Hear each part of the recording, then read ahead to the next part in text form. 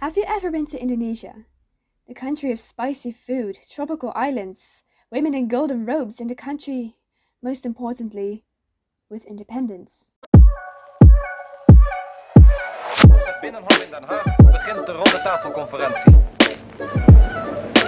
Minister-president Drees opent de plechtige bijeenkomst met een reden waarin hij onder andere zegt: wanneer de conferentie leidt tot bevredigende overeenstemming, gevolgd door praktische verwerkelijking van de gestelde doeleinden, dan wordt de deur geopend naar een onafhankelijk en soeverein Indonesisch volksbestaan en naar een samengaan van beide volkeren op de basis van vrijheid en vriendschap.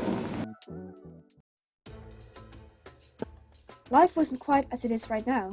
It was quite stressful back centuries ago. Poverty all over Indonesia caused the vast majority of the inhabitants to become a farmer or a fisherman. Money wasn't easily earned.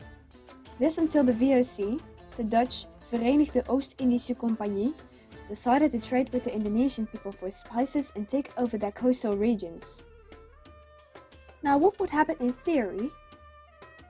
It could cause a country to start demonstrating and fighting, but this didn't happen. Both the VOC and the Indonesian rulers knew the Dutch needed a piece of land to keep the trade going, so they came to an agreement to trade for spices without using any weapons. This compromise would be beneficial for both countries. The Indonesians would reduce in poverty, the Dutch would increase in spices. This all went well until 1816, when the VOC became bankrupt and they couldn't trade with Indonesia anymore. The Indonesia becomes richer in money, the Dutch in spices concept died quickly after. So the Dutch government came up with another plan. Take over Indonesia, make it Dutch property, and create the KNIL, which stands for Koninklijk Nederlands Indisch Leger, used to create order in the colonies. The Moluccans, located in this area, would always serve the KNIL and stay loyal to it. The Moluccans, or the Indians in general, weren't half as rich as the Dutch. While their clothes aren't made of luxury, so wearing a fancy uniform and gaining a lot of money for becoming part in an army would be a good career choice, a lot of people thought. Once again, the plan which the Dutch had was beneficial for both parties. But will this always stay this way?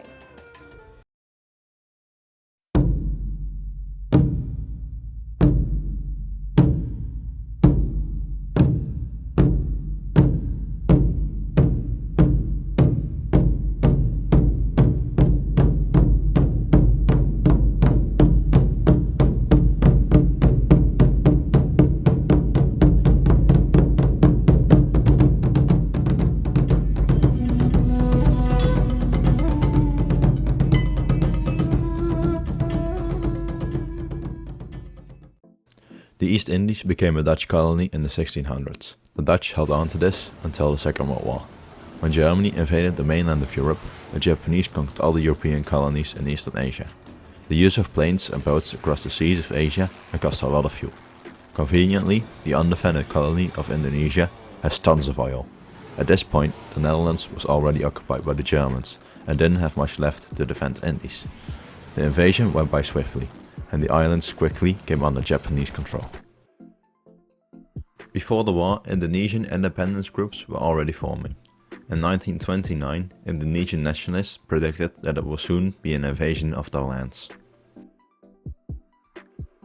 During the occupation, the Japanese would treat the Indonesian people very poorly. If you didn't bow to a Japanese soldier, you would be hit or even killed. The children would be forced to learn Japanese and adapt to their culture.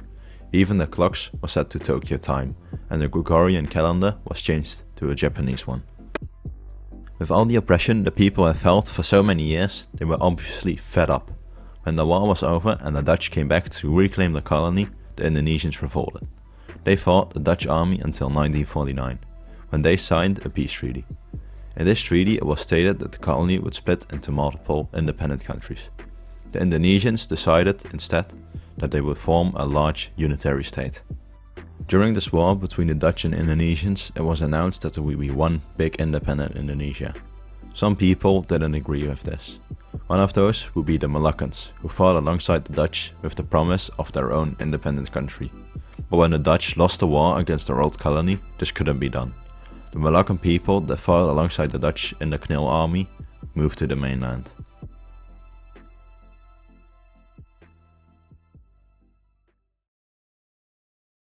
The first generation. When the Molokkan people arrive in the Netherlands for the first time, the government promises that they can move back to their own independent country, the Republic Maluku Selatan. When it came to be true that the Moluccans would stay, the Dutch government decided to build special neighborhoods for them to stay there on one place. The Moluccans moved to the Netherlands, about 50,000 of them, because the living conditions in Indonesia were very bad due to the constant war and danger. They were put in concentration camps and the Dutch government didn't want them to be too comfortable because otherwise they would stay. After this, the Moluccans promised that as soon as the war stopped in Indonesia, they would leave the Netherlands and live in Indonesia again. But this didn't happen. The Molokkan people stayed in the Netherlands because the Dutch government didn't give them their republic back. When the Molokkan people already were in the Netherlands for some time, they started to think that they should be more integral to the Dutch community, which would mean that they go to school here in the Netherlands, live among Dutch citizens and also get a proper job. This is something that the Dutch government didn't like because the meaning of them coming here didn't mean that they should stay here forever. In the 1970s, 20 years after the first Moluccans arrived in the Netherlands, the new republic that they were promised by the Netherlands is still non-existent. Because of this, the second generation of Moluccans, who are now all grown adults, have lost their little faith that they have left in the government, but also in their group elders, the leaders of their communities. After a while, the second generation starts rebelling against their parents because they are way too strict on them, and against the Dutch government because they got no financial help, proper housing, and they still have no results of their own republic. Some Moluccans thought it would be better to make peace with Indonesia and move back to where they originally came from.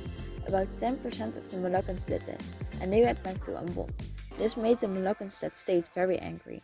They saw it as treason and started hunting down families who are suspected to have made peace with Indonesia and killed them. Then, in 1975, another Dutch colony becomes independent, Suriname. Juliana, the queen at the time, gives a speech with a quote that angered the Molukkan community. Ieder volk heeft recht op zijn eigen land. This quote angered the Moluccans so much that they started taking matters into their own hands. They started to commit crimes to show the government that they are done with their treatment after all these years. They take the Indonesian embassy in Wassenaar hostage. They hijack a passenger train in Wijster and take hostage of the Indonesian consulate. They hijack a passenger train in the Punt and take hostage of a middle school in Bovensmilde. And they take hostage the provincial house in Assen. The community leaders decide that violence is not the solution and start negotiating with the Dutch government.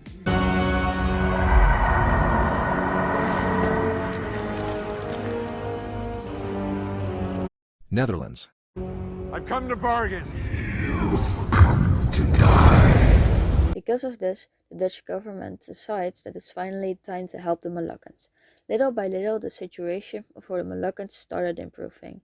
They got more social services, the Moluccans get the opportunity to get a higher education, and the government starts organizing trips to Ambon to show what the situation is really like over there.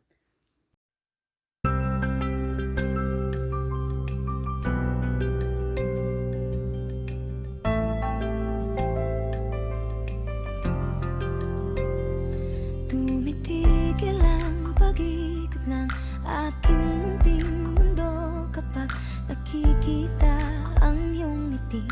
Kasing liwanag ng araw-araw, ni na nais marinig ang tawang siyang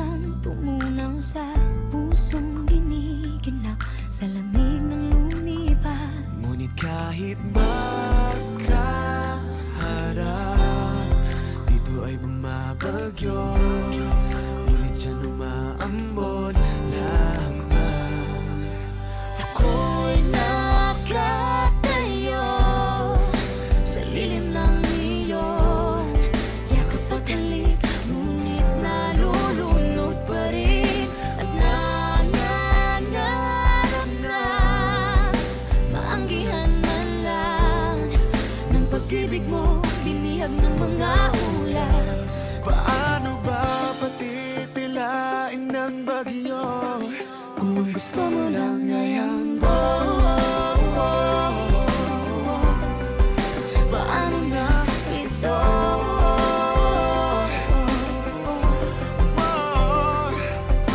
Paano ba patitigilin lang? Paano na ito? Buhos ng bagyo. Paano na ito? Buhos ng bagyo. Ako'y nakatayo sa lilim ng iyong yakap at halik, ngunit